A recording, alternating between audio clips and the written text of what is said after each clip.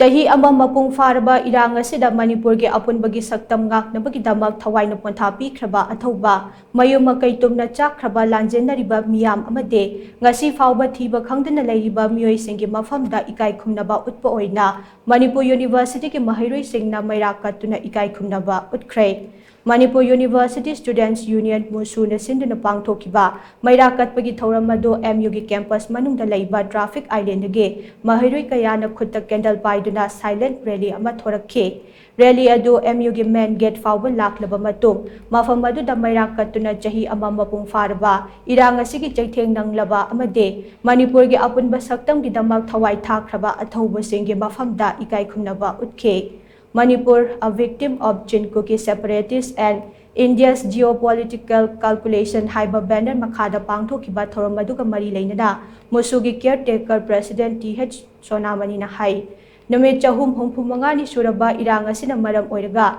Manipur ge apunba shaktam ngaknabagi damak meeyoi chama henda thawai thakre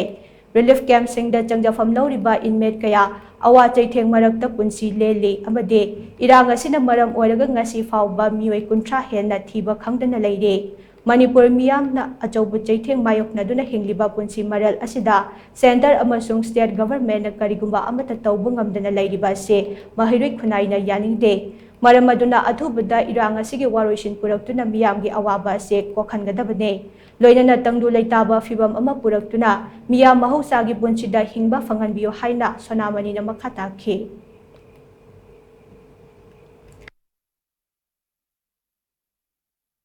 Chahi ama phagra chibauba khoina khangchin usinadabida leibase akhoi university ki satra moina tachena nuaijade adubu khwaidagi nuaitribadi mayum makei loina mai thadok pigraba adagi Manipur gi leiriba mandir kaika mayam mai thagre adubu relief camp sida mapun sijuba adum leigadoribra haiba wahangse khoina university community amoina hangjaningi aduna yarima khaidi athuba matamda asije solution purakpiu gyanmen tadabida 365 days haugre chahi ma haurabanina hujikse mi se hujik hingira sigirira gyanmen tadaba mi mama musu yaure aduna yarima khaidi asige solution purakpina ba akoigi government side tasu haijeri ngasi haiba numisida tharaga akoina khwaidagi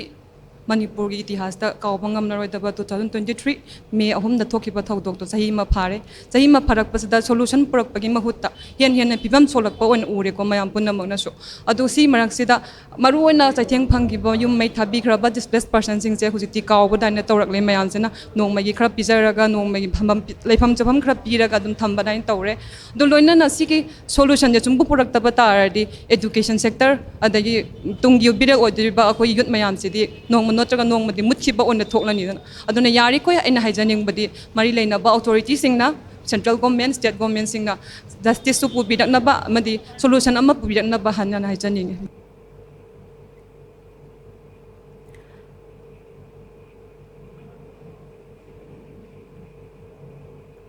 Amaromda DM College of Arts ki Maheiroi Singna amato Oina punsinduna Manipur ge apunba shaktam ngaknabagi damak Thawaina Pontha Pikhraba Athoubasing ge mafamda Ikai Khumnaba utpa Oina college asigi gate mamangda candle thanduna Ikai Khumnaba utke Thauramaduga mari leidana college asigi Maheiroi Puyam Kiran Kumar na asigumba pangdaba thodok signa se matung tarakpada amuk hanna thoktaba oisanu haiba wafam phongdokhe narco terrorism ga mari leina ba thong sing asi sahi ama phajalak pagi iroina na iriba iram dam asibu chanti leiba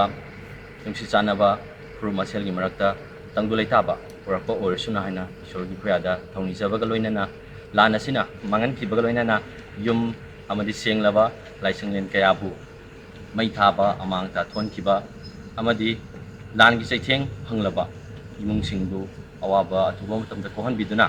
amadi asigumba thogdoksing asi tungi ponsida omana thoktaba oisinu amadi ireipa iramda masida athuba matamda santi hanjalaksunu haina lebak miyang bi mafamda meeoi makei dagi ya pawchum bichari